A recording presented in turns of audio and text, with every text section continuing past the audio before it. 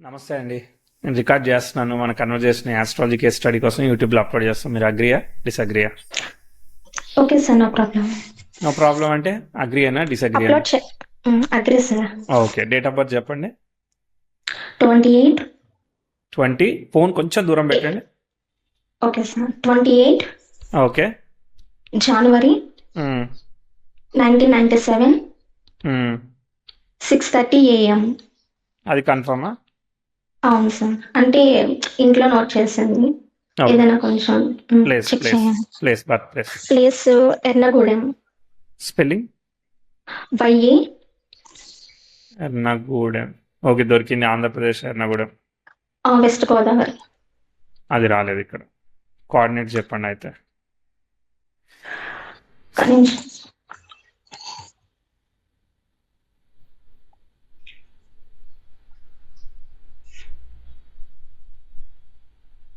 ఒక నిమిషం sir, check చేస్తున్నాను. ఓకే ఓకే, నేను చెప్తాను చూడండి. 16.99, 81.50 అట్లా వస్తుంది. అలాగే ఉంటుంది సార్, అంతే. ఓకే, బర్త్ టైం అంతా కరెక్టే ఉన్నది. యాజ్ ఇట్ ఈస్గా తీసుకుంటున్నాను నేను. అంటే ఒకసారి వెరిఫై చేయండి సార్, చేశా ఇంట్లో కదా, నోట్ చేసింది. చేశాను ఓకే ఓకే చేశాను, వెరిఫై చేశాను. ఓకే, ఓకే చెప్పండి. సార్. ఇప్పుడు ఏం చేస్తున్నారు మీరు? ఇంకేం కావాలి? అది మ్యారేజ్ ఇంకా అవ్వలేదు సార్. మ్యారేజ్ అనేది ఎప్పుడు అవుతుందని. నెక్స్ట్ జాబ్ లో కూడా స్టెబిలిటీ లేదు. జాబ్ దాని ఏం గురించి చేస్తున్నారు? జాబ్ అయితే సార్, నేను రీసెంట్ గా ఒక న్యూ జాబ్ కి చేంజ్ అయ్యాను మార్చిలోని. బట్ ఇప్పుడు నా సిచ్యువేషన్ ఎలా ఉందంటే, ఆ జాబ్ ఉంటుందా లేదో తెలియదు. అదేం జాబ్? సో ఒక సాఫ్ట్వేర్ జాబ్ సార్. సాఫ్ట్వేర్లో ఏం చేయాలి? ప్రోగ్రామింగా? లేదు, డెవాప్స్ నేను చేంజ్ అయ్యాను DevOps. యాక్చువల్లీ. చెప్పండి. అంటే ఇది వరకు నేను డెవాప్స్ కాదు సార్, నాది ఎక్స్పీరియన్స్ అయితే ఉంది 6+ years. నేను అదేంటిది ఇంతకు ముందుది? అది నేను నాన్ ఐటీలోనే చేశాను. నాన్ ఐటీ నుంచి తర్వాత డెవాప్స్ ప్రిపేర్ అయ్యి నాన్ ఐటీ రీసెంట్ గా అంటే? చేంజ్. నాన్ ఐటీ అంటే అంటే నార్మల్ ఆపరేషన్స్ ఎలా ఉంటుంది. ఆపరేషన్స్. ఓకే, ఏం ఆపరేషన్స్? అంటే క్లయింట్ కి సంబంధించిన కొంచెం వర్క్ ఉంటే, డైలీ టాస్క్ ఉంటే, రిపీటెడ్ టాస్క్ అవి వర్క్ చేయాలి. Okay, right right. సరే, చూద్దాం, చార్ట్ చూద్దాం. మకర లగ్నం వచ్చింది. మీరు ఉత్తర ఫల్గుని నక్షత్రం, సన్ స్టార్, కన్యా రాశి, Yes, రెండో sir. పాదం. అది చంద్రుడు సప్తమాధిపతి. సప్తమాధిపతి నక్షత్రంలో రవి ఉన్నాడు. అంటే రవి చంద్రులు పరివర్తనం అయ్యారు. లక్కీ. ఆ రవి చంద్రుడు రాహుతో కలిసి ఉన్నాడు కాబట్టి కొంచెం ఓవర్ ఇమాజినేషన్ వల్ల ఓవర్ వర్రీస్ క్రియేట్ అవుతుంటాయి. బాగా ఏడుస్తారా లేదంటే బ్లాక్మెయిల్ చేస్తారా? ఏం చేస్తారు మరి? మరి బ్లాక్ మెయిల్ అలా ఏమీ లేదు. కొంచెం ఎమోషనలీ లో అదే అవుతా కొంచెం ఉంటారు. వరేసా. ఒక్కోసారి నేను చేయలేనేమో అనిపిస్తుంది, ఒక్కోసారి నేను చేయగలేదని అనిపిస్తుంది. ఇన్ఫీరియారిటీ కాంప్లెక్స్ ఇస్తాం. ఉమ్, రైట్ రైట్. సో ఇప్పుడు చంద్రుడు అనేవాడు శని యొక్క ఫలితాన్ని ఇస్తాడు. శని కేతుతో కలిశాడు. అబ్బా, ఈ చార్ట్ లోపల చాలా ప్లానెట్స్ ఈ రాహుకేతుల ఇన్ఫ్లుయెన్స్ వల్ల కొంచెం రెట్రో ఎఫెక్ట్స్ లాగా లైట్ కోల్పోతున్నాయి అన్నమాట, ట్విస్ట్ అవుతున్నాయి. చూడండి, ఉమ్, గురువు వచ్చేసేసి రాహుతో సంబంధం ఉన్నాడు. రవి గురువుని కాపాడాడు. రవిచంద్రుల పరివర్తనం అయింది. బుధుడు ఈ యొక్క రవిని కాపాడాడు, అష్టమాధిపతిని. గుడ్డు. చంద్రుడు శని కేతువుల్ని ఫాలో అయ్యాడు. సో శని వల్ల, శని ఆ కేతుతో ఉండడం వల్ల శని కాపాడలేకపోయాడు. అంటే సప్తమాధిపతి డిస్టర్బ్ అయ్యాడు. కాకపోతే 60% మాత్రమే. తర్వాత శుక్రుడు ఏమయ్యాడు? రాహుతో సంబంధం అయ్యాడు. కాబట్టి అంటే ప్రపంచంలో అన్ని రిలేషన్షిప్స్ ఉన్నా లేవా అన్నట్టుగా అటాచ్మెంట్ని క్రియేట్ చేయవు, డిటాచ్మెంట్ని క్రియేట్ చేస్తూ ఉంటాయి. We cannot connect the sum one else in the life అన్నమాట. కనిపించిందా?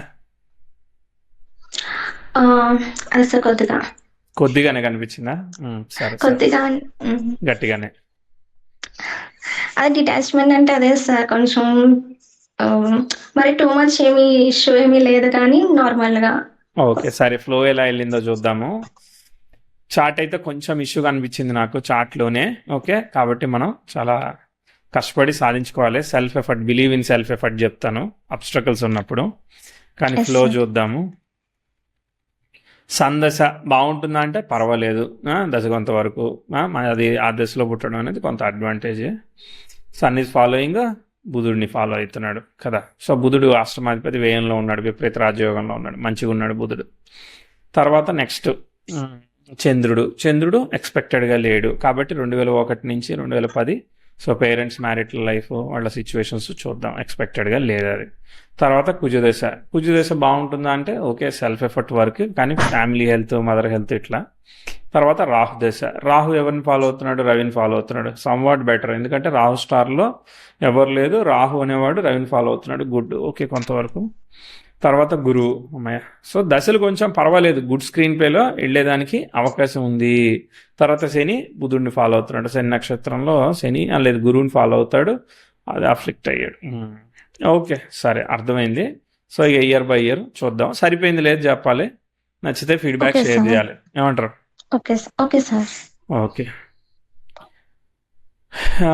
సో కుజ యురేనస్లు మంచి ట్రైన్ ఆస్పెక్ట్లో ఉన్నారు. సో మీరు ఆంజనేయ స్వామి లాగా సో ఇన్ఫీరియారిటీ కాంప్లెక్స్ ఉంటుంది కానీ బట్ మొండిగా పోరాడే శక్తి అయితే మీలో ఉంది. కాకపోతే మిమ్మల్ని మీరు ఆ సిచ్యువేషన్ నుంచి మీరు బ్రేక్ అయితే మీరు గట్టిగా స్ట్రాంగ్గా ఉండేదానికి కారణమవుతుంది. కనిపించింది కదా?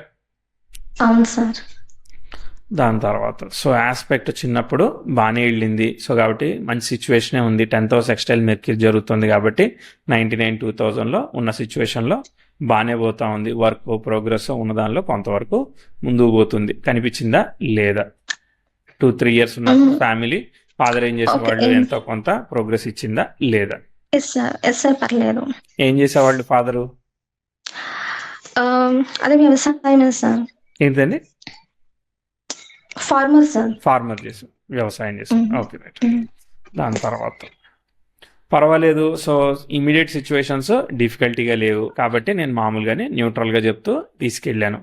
దాదాపు 6 సంవత్సరాల వయసు వచ్చేంత వరకు పెద్ద డిఫికల్టీ ఆస్పెక్ట్స్ చెప్పలేదు. ఇక్కడ చూడండి, ప్రోగ్రెసివ్ 10th house నెటల్ వీనస్కి సెక్స్టైల్ ఇస్తుంది. శుక్రుడు రాహు ఒకే స్టార్లు ఉన్నారు. ముందస్ జరుగుతూ ఉంది. మరి పేరెంట్స్ మ్యారిటల్ లైఫ్ ఎలా ఉంది, అక్కడ ఛాలెంజింగ్ సిచ్యువేషన్స్ ఎలా ఉన్నాయి, ఫాదర్ వర్క్ ఎలా ఉంది. 2003 నుంచి 2005-6 వరకు కూడా ఎక్స్పెక్టెడ్గా మనం చెప్పట్లేదు. 2003 నుంచి 2005 ఛాలెంజెస్ కనిపించాయి. ఏమన్నా మీకు కనిపించాయా? ఏం లేదు, అంతా బాగానే ఉందా? అంటే మ్యారేజ్ లైఫ్ లో అయితే ఏం ప్రాబ్లం ఏమి లేదు సార్, కానీ కొంచెం ఫైనాన్షియల్ గా గ్రోత్ కాలేదు, వాళ్ళు అనుకున్నట్టు ముందుకెళ్ళలేదు. అంతే సార్. మళ్ళీ వస్తే చెప్దాం, లేదనంటే మాత్రం అలానే ఉంటుంది సిచ్యువేషను. 6, 7, 8 గ్రోత్ అవ్వట్లేదు, ఎక్స్పెక్టెడ్గా మూవ్ అవ్వట్లేదు, సరిగ్గా వెళ్ళట్లేదు. తర్వాత వచ్చినప్పుడు చూద్దాం. చాలా కాలం తర్వాత కొంతవరకు అంటే ఇక మీదే చూసుకోవాలి. ఎందుకంటే అక్కడ అనుకున్నట్టు వెళ్ళలేదు కాబట్టి 2012లో ఉన్నంతలో మీ చదువు పరంగానే ఏదో కొంచెం ఇంప్రూవ్ అవుతుంది అనమాట. కనిపించిందా? అదే అప్పుడు నేను ఇంకా బీటెక్ అది ఉన్నాను. ఓకే, చదువుకుంటున్నారు, చదువు పరంగా వెళ్తా ఉంది. ఫ్యామిలీ పరంగా అయితే ప్రోగ్రెస్ చెప్పలేదు, ఫైనాన్షియల్ గా అనేది పని చేసినాయి కదా, నార్మల్ గానే కదా. అవును, ఫైనాన్షియల్ అంత ఏమీ కాదు. Okay right. దాని తర్వాత ఆస్పెక్ట్స్ ఏమీ లేవు. తర్వాత ఇది ఇక్కడ ఒక దగ్గర ట్విస్ట్ జరుగుతూ ఉంది. ట్విస్ట్ జరిగి ప్రోగ్రెస్ అవుతుంది ఫైనల్లీ. 2016 నుంచి 18 మధ్యలో అనుకున్నట్టుగా సిచ్యువేషన్స్ ముందుకు పోలేదు, దాన్ని మళ్ళీ ఓవర్కమ్ చేసుకొని మీరు ముందుకు పోతారు. కనిపించాయా లేదా? Progressive Venus 10th house square జరుగుతుందని, మరి ఫ్రెండ్స్ రిలేషన్షిప్ ఏమైనా లవ్ ఫెయిల్యూర్ లా జరుగుతుందా? ఏమవుతా ఉన్నాయి? ఎడ్యుకేషన్, ఎగ్జామ్స్ ఏమవుతున్నాయి? అలా ఏమి లేదు సార్, అప్పుడు పర్లేదు, అంతే నార్మల్గా వెళ్తా ఉంది. సో ఇక్కడ బ్యాడ్ ఆస్పెక్ట్ చెప్పాం కాబట్టి ఒక్కోసారి బ్యాక్గ్రౌండ్లో హెల్త్ ఆఫ్ ది ఫ్యామిలీ అవి కూడా చెప్తాను. సో ఎడ్యుకేషన్ అయితే ఈ ఎడ్యుకేషన్ సరిపోదమ్మా, నువ్వు ఇంకా చదువుకోవాలి, లేదంటే ఈ ఎడ్యుకేషన్తో నీకు ఎక్స్పెక్టెడ్గా ప్రోగ్రెస్ రాదు. ఈ విధంగా నేను చెప్తానమాట. 18-19లో బెటర్ దాన్ బిఫోర్ లాగా మీకు ఒక పాత్ ముందుకెళ్ళడానికి కొంచెం అవకాశం అయితే వచ్చింది. స్టెబిలిటీ కాదు కానీ ఎంతో కొంత చిన్నపాటి అవకాశం అనమాట. కనిపించిందా? 2019లో ఫస్ట్ లో జాబ్ జాయిన్ అయ్యారు. తర్వాత 2020లో చూడండి, గ్రోత్ లేదు. అది కోవిడ్ అవ్వచ్చు, ఏదైనా కానీ progressive Mercury 10th house square ఇస్తే challenge for the father family చెప్తాం కాబట్టి మరి అక్కడ గ్రోత్ స్టక్ అవుతా ఉందా, హెల్త్ లేదంటే డబ్బులు? 2020 అండి, 2020 అదే 2021 టైంలో డాడీకి యాక్సిడెంట్ అయ్యింది. సో కొంచెం ఫైనాన్షియల్ గా మళ్ళీ ఇబ్బంది అయింది. ఎంత స్థాయిలో యాక్సిడెంట్ అయింది, ఏం జరిగింది? అంటే జస్ట్ లెగ్ ఫ్రాక్చర్ అయ్యింది. కొంచెం కొన్ని మంత్స్ రెస్ట్ తీసుకొని మళ్ళీ తర్వాత నార్మల్ అయ్యారు. ఓకే, సంతోషం. ఓవర్కమ్ చేయడం అనేది ఇంపార్టెంట్. సరే, అక్కడ progressive Mercury 10th house square ఇచ్చాడు. ఫ్యామిలీ రిలేటెడ్గా ఫైనాన్షియల్గా ఇచ్చింది. యాక్సిడెంట్ ఒకటి ఇచ్చింది. దాని తర్వాత ఏం లేదు, నార్మల్ సెల్ఫ్ ఎఫర్ట్ మోడ్ అంతే. ఓకే, 21 నుంచి 22 అదంతా కూడా సెల్ఫ్ ఎఫర్ట్ ఏమీ చెప్పట్లేదు అనమాట.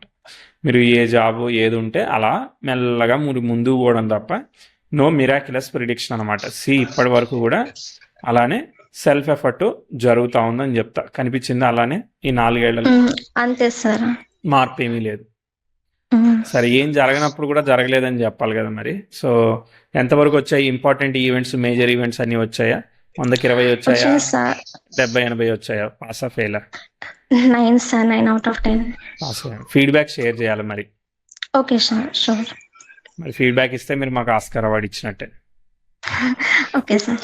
తర్వాత రాస్తారా? సార్ నేను ఫీడ్బ్యాక్ ఇస్తాను సార్ తర్వాత. ఓకే, సరే. సో కంటిన్యూ చెప్పేస్తున్నా మరి. Okay sir. సరే, ఇప్పుడు ముందుకెళ్ళి వెనక్కి వద్దాం, దాని క్లారిటీ వస్తుంది. నేను మిమ్మల్ని భయపెట్టడానికి కాదు, నాకు అర్థమైంది మీకు చెప్పాలి. ఇప్పుడు నార్మల్గానే ఉంది. ఇప్పుడు ఏం అడుగుతున్నారు? మ్యారేజ్ అడుగుతున్నారు, అంతే కదా? మ్యారేజ్, జాబ్ స్టెబిలిటీ, అది ఫైనాన్షియల్ గ్రోత్ ఎలా ఉంటుంది. సెల్ఫ్ ఎఫర్ట్ చెప్తున్నా కదా. సో డిఫికల్టీ వచ్చినప్పుడు మాత్రం మీరు కేర్ఫుల్గా ఉండాలి. ఇప్పుడు మాత్రం self effort mode. So marriage బుధభుక్తి జరుగుతోంది. బుధుడు స్టార్లో ఎవరు లేరు. బుధుడు శుక్రుని ఫాలో అవుతున్నాడు. కానీ 6వ అధిపతి 12లో ఉంటే ఎట్ట తొందరగా ఇవ్వగలుగుతాడు? సప్తమాధిపతి కూడా ఎక్స్పెక్టెడ్గా లేడు. కాబట్టి మీరు ఖచ్చితంగా సెల్ఫ్ ఎఫర్ట్ చేసుకోవాలి. ఓకే, ఏదో ఆటోమేటిక్గా జరిగిపోద్దని అనుకోవడం కాదు. ఖచ్చితంగా. మరి చూస్తున్నారా మరి సంబంధాలు? చూస్తున్నారు సార్. మరి ఎందుకు మరి ముందుకు పోవట్లేదు? చూస్తుంటే కూడా ఏం అడుగుతున్నారు? అమ్మాయిలు ఏమో మాట వినట్లేదు అని అంటారు. మరి అమ్మాయిలకి పెళ్లి కాకపోతే మరి అమ్మాయిలు ఏం చెప్తారు? ఇంకా సార్ చూస్తున్నా సార్, అదే కొన్నిసార్లు ఏమో జాతకం కలవట్లేదు, అలా ఏదో చిన్న చిన్న. ఓకే, జాతకం కలవట్లేదని 5 ఏళ్ల నుంచి ఆగారంటారా? అదొకటే కాదు సార్, అదే కొంచెం జాబ్ అది స్టెబిలిటీ ఉన్నామని చేద్దామని అంటే. మీరు జాబ్ మంచిగా అయిన తర్వాత చేసుకుందామని మీరు అనుకుంటున్నారు? అది కూడా ఒక రీజన్ సార్. ఇంకెన్ని రీజన్లు ఉన్నాయి? అంతే సార్, చూస్తున్నారు ఏదైనా మనుషులు ఉంటే చేస్తామని చూస్తున్నారు. మంచిదంటే దానికి స్టాండర్డ్ ఏంటిది? దాని మార్క్, బెంచ్ మార్క్ ఉంటుంది కదా. మంచిది అనే దానికి డెఫినేషన్. అదే జాబ్ అనేది అబ్బాయి కొంచెం మంచిగా ఉంటే సరిపోతుందని. అబ్బాయి జాబ్ మంచిగా ఉండాలా? రావట్లేదా మరి మ్యాచెస్? వస్తున్నాయి సార్, వస్తున్నాయి. ఎన్ని ఇయర్స్ నుంచి చూస్తున్నారు? 4 years నుంచి. సరే, ఓకే అండి. సో దీనిలో అయితే మాత్రం ఇష్యూ ఉన్నది. ఓకే, రీజన్ ఏదైనా కానీ మీరు డిలే చేసి, మీరు ఒక అడుగు ముందుకేస్తే 4 అడుగులు వెనక్కి పోతుంది. కాబట్టి మీరు గట్టి ప్రయత్నం చేయాలి. తర్వాత ముందుకెళ్దాం. 10th house 20 degrees. No bad aspect. Self effort మోడ్లో 27, 28 కేతు బుక్స్ జరుగుతూ ఉంది. కేతు శని ఫలితాన్ని ఇస్తాడు. 3rd house 2వ భావంలో ఉన్నాడు. ఇక ఆ రాహులో కేతువే ఇక ఏదన్నా కానీ మ్యాజిక్ మిరాకిల్ చేస్తే 28 ఫిబ్రవరి, అంటే ఇంకో సంవత్సరంన్నర తర్వాత అనమాట అవ్వాలనుకుంటే. ఇక అప్పుడు కూడా నేను చేసుకోలేదు, ఇంకా మంచి సంబంధం కోసం చేస్తున్నా అంటే ఇక ప్లీజ్ నన్ను అడగద్దని చెప్తాను. సరేనా? అంటే బుధభుక్తిలో ఏమీ ఛాన్స్ లేదంటారా? బుధభుక్తి సిగ్నిఫైయింగ్ 6 and 12 కదా. మరి ఎట్ట మామూలుగా మీకు పెళ్ళి అయినా కూడా, మ్యాజిక్ పరంగా పెళ్ళి అయినా కూడా మనం ఎట్టా సిగ్నిఫై చేస్తాం? ఆస్ట్రాలజికల్గా మ్యాథమెటిక్స్ని ఫాలో అవుతున్నప్పుడు మనం సిగ్నిఫై చేయకూడదు కదా, తప్పు కదా. 6 అంటే అది right combination to go forward కదా. అవునా? 6, 12 అంటే మ్యారేజ్ కాదు కదా, అది మ్యారేజ్ కాంబినేషన్ కాదు కదా. 3, 7, 11 అవి కదా. Okay sir. ఇప్పుడు మాది మ్యారేజ్ లైఫ్ అది ఎలా ఉంటుంది? ఎలా ఉంటుందంటే వచ్చే జాతకాన్ని బట్టి కదా. మనం రెండో చార్ట్ చూడకుండా ఎట్లా చెప్తాం? మన దానిలో ఇష్యూ ఫైండ్ చేసాం, రెండో దానిలోనూ ఇష్యూనే ఫైండ్ చేసాం అనుకో, అప్పుడు ఛాలెంజింగ్ గా ఉంటుందా ఉండదా? అంటే మార్క్స్ ఇస్తారు కదా మీరు, ఎలా ఉంది కాంబినేషన్స్ బట్టి? అదే రెండో చార్ట్ బట్టి కదా మార్కులు ఇచ్చేది. ఇప్పుడు మన చార్ట్ పరంగా మార్కులు ఇవ్వమంటే 100కి 60 వేస్తాను, అంతకన్నా ఎట్టా వేస్తాను నేను? ఎక్కువ వేయలేను కదా. ఎందుకంటే ఇప్పుడు వీనస్ కళత్రకారకుడు, Venus is following Rahu, where sun is okay. అక్కడ 80% వీనస్ కి మనకి లైట్ స్కోర్ సేవ్ చేసాం. తర్వాత నెక్స్ట్ సప్తమాధిపతి, ఆయనకి 60 మార్క్స్ వచ్చాయి. ఓకే, నెక్స్ట్ ఆక్యుపెంట్, ఆయనకు కూడా 60 మార్క్స్. అంటే యావరేజ్గా ఎంత అయింది? 60, 65 అక్కడ వరకే తీసుకొస్తున్నాం కదా. లార్డ్ ఆక్యుపెంట్ ఒక చంద్రుడే అవుతాడు కదా, ఆ చంద్రుడు అఫెక్టెడ్ కదా, ఆయన ఫాలోయింగ్ సాటర్న్ కదా. అది ఓకే సార్. సో అందుకోసమే మీరు ప్రయత్నపూర్వకంగా ముందుకు పోవాలి. ఆటోమేటిక్గా మ్యాజిక్ ఏదో జరుగుతుందని అనుకోకూడదు. ఓకే, టైం అయితే వెళ్తుంది. ప్రోగ్రెసివ్ 10th హౌస్ ముందుకు పోతా ఉంది, అఫ్లిక్షన్ ఏమీ లేదు. ఓకే, 10th హౌస్ చాలా రోజుల తర్వాత కొంచెం ప్రోగ్రెస్ వచ్చింది. 33, 34లో ఇంప్రూవ్మెంట్ ప్రోగ్రెస్ వచ్చింది అనమాట. ఓకే, సో అక్కడ బాగుంది. 10th హౌస్ ట్రైన్ సన్ అవన్నీ జరుగుతున్నాయి కదా, అవన్నీ జరుగుతాయి. మంచి ఆస్పెక్ట్స్, ప్రోగ్రెషన్స్ బాగున్నాయి. ఓకే, ప్రోగ్రెషన్స్ బాగున్నాయి అంటే మీరు సింపుల్గా ముందుకు పోతారు, భయపడాల్సిన అవసరం లేదు. కాకపోతే మీరు ప్రయత్నపూర్వకంగా మ్యారేజ్ అంతా స్టెప్ తీసుకోవాలి. చార్ట్లో కొంచెం స్ట్రెంగ్త్ అనేది తక్కువగా ఉంది, అది గుర్తుపెట్టుకోవాలి. 10th హౌస్ స్క్వేర్ మూను అవి ఇవి జరుగుతున్నాయి 2040లో. అప్పుడు ఇప్పుడు మ్యారేజ్ అనే పాయింట్ ఆఫ్ వ్యూ కాదు, మ్యారేజ్, హస్బెండ్ హెల్త్ ఇవి కూడా సిగ్నిఫై చేస్తూ ఉంటాం. అర్థమైందా? 2040 తర్వాత కొంచెం అక్కడ కొంచెం స్లో డౌన్ అయింది ఒక 2-3 ఏళ్ళు. దాని తర్వాత మళ్ళీ ముందుకు పోతూ ఉంటుంది. సరే, మీది ఏంటంటే స్లో ఫేజ్లో వెళ్తూ ఉంది. 2030 తర్వాత నేను చెప్తాను, 32, 33 తర్వాత కొంచెం స్టెప్ ముందు తీసుకుపోయింది. అర్థమైందా? Yes sir. అది అది ఇప్పుడు నేను జాబ్ రీసెంట్ గా జాయిన్ అయ్యాను సార్ మార్చిలోని. అది ఎలా ఉంటుంది ఇప్పుడు ఎంత గ్రోత్? ఇస్తున్నారు అది వాళ్ళు ప్యాకేజ్? 15 ఇస్తున్నారు సార్. బట్ ఇది జాబ్ అనేది కొంచెం రిస్కీగా ఉంది. రిస్కీగా దీంట్లోనే ఉంటానా, వేరే జాయిన్ అవుతానా ఏంటి? ఓకే, జైన్ అంటే వాళ్ళు తీసేస్తే వేరే దానిలో జాయిన్ అవ్వండి, తీసేయకపోతే కంటిన్యూ చేయండి. ఏముంది సింపుల్గా. అది గ్రోత్ అది ఇమీడియట్ గా మళ్ళీ వస్తుందా లేదా? గ్రోత్ ఏమీ లేదు, అలా మీరు వెళ్తా ఉంటారు. ఏమీ అంత భయపడేంతగా ఏమీ లేదు. నేను భయపడేట్టుగా నేను ఏం చెప్పట్లేదు. అర్థమైందా?